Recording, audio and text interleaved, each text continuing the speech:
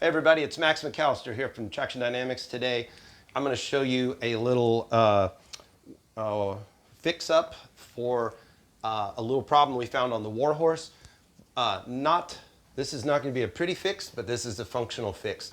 So Chuck, the owner of the Warhorse, likes to take his legs and put them back on the passenger floorboards to kind of stretch his legs out and put them in a different position and just be able to move around some while he's doing these 1,000-mile days.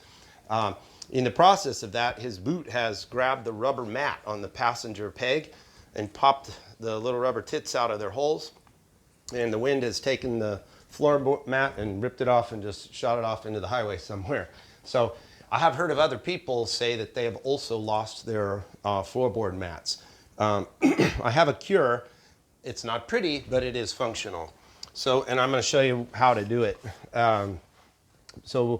Underneath here is a little floor pan that's bolted into the actual bracket, and so I basically have taken the mat off, put the mat, and then removed the pan from inner pan, put the mat back on the pan, drilled the holes through the rubber here, and oddly enough, it's almost as if Honda has intended that you might do that. I'm not sure how or why they did that, but and then I've run screws through the top. So this cannot come off ever again. Of course, this is not pretty, but it is functional in this case. We're bomb-proof in it. So we kind of need our Warhorse to be as bomb-proof as possible. So let's go around the other side, and I'll show you how to do it. So basically, you're just going to get the mat and rip it off. Underneath is 3 Phillips head screws. So you'll just unscrew these.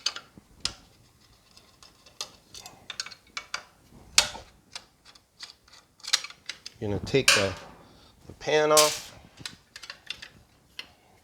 and we're going to put it back on. This pan is, the left and right is the same, so just make sure you'll figure it out. It lines up. And you're going to pull the little rubber tits through the holes. This takes a moment. Excuse me. A little pair of needle nose can help if your fingers aren't that strong. So we'll do this real time, just show you how fast this fix is that I came up with. I need some eyeglasses because I can't see.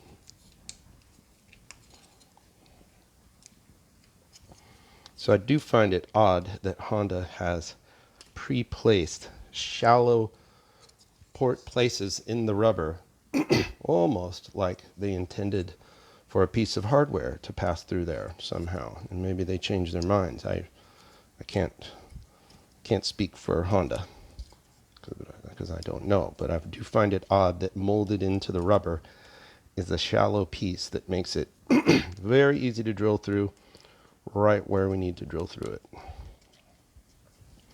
All right. Get that. One more to go.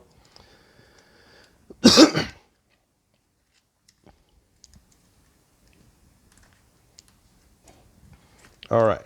So toggle them around. Make sure they're fully pulled through in all directions and they don't want to pull out. Like, see this? This is kind of a... Honda should have done a little better with this, I believe. But it is what it is. See, they just want to come out so easy. So make sure they're pushed all the way good and through and check every one of them. All right, from here, we're going to use a 7/32 drill bit. If you don't live in the US, you'll have to find the metric equivalent of that. But it is an M5 bolt that's passing through here. So from the bottom, just turn the drill slowly and it'll break through. And then run it fast and basically let the fluting of the drills clean the rubber out. So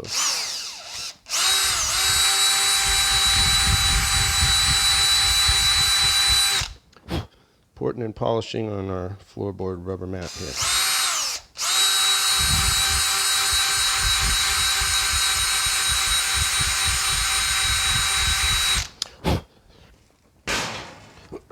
All right, so we're good to go there. Goes back into place. you go to your local hardware store, and what you're looking for is M5 by 0.8 thread pitch by 14 millimeter length screws. And I obviously prefer stainless. And then these are a number 10 stainless washer.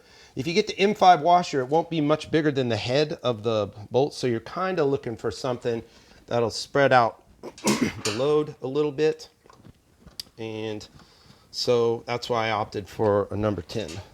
They had some fender washers, but at that point I thought they got bigger and uglier, and this was already going to be not pretty. So I decided to try this. The worst that happens is I'm wrong and these rip off too. We'll just have to see. So a few of the things we're doing here at the Warhorse are test and tune NASCAR style on tune it in the race. So Chuck has completed one hole X, and he's come from California, gone to Lebanon, been down to through Atlanta, gone to Key West, and he's back to Atlanta and on his way back to Lebanon. So he's about a third of the way through his second X here. And so there is that little fix. And like I said, don't make any comments about that looks awful, because I don't care. We have a functional problem with it, and we're fixing a functional problem. So my name's Max. You know, if you've had this trouble, or you don't mind that those little ugly screws sticking up and you have the same problem, there's a fix.